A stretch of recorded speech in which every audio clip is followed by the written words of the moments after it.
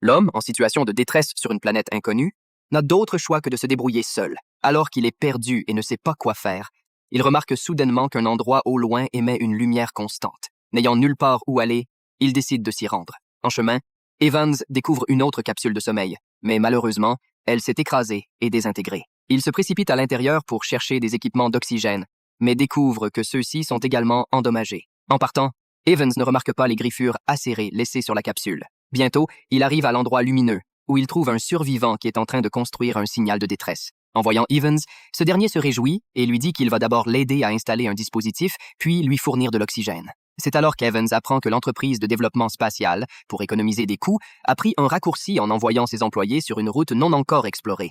L'entreprise ignore totalement l'existence de cette planète, et il faudra au moins 1 an et demi avant que des vaisseaux viennent les sauver. Pendant ce temps, la seule chance de survie réside dans les fournitures qui pourraient avoir survécu à la chute du vaisseau mère. En entendant cela, Evans se sent profondément abattu. Cependant, pour ne pas perdre tout espoir, il commence à aider son camarade à installer l'équipement. Mais au moment où il se baisse pour travailler, une ombre noire traverse rapidement l'air et emporte Kevin. Quand Evans se rend compte de ce qui se passe, il découvre que tout autour de lui est désert. Il commence à appeler Kevin à haute voix, mais ne reçoit aucune réponse. Un malaise commence à s'installer. À ce moment, son casque lui signale que l'oxygène de sa combinaison n'est plus qu'à 30% et qu'il ne pourra tenir plus de 3 heures sans ravitaillement.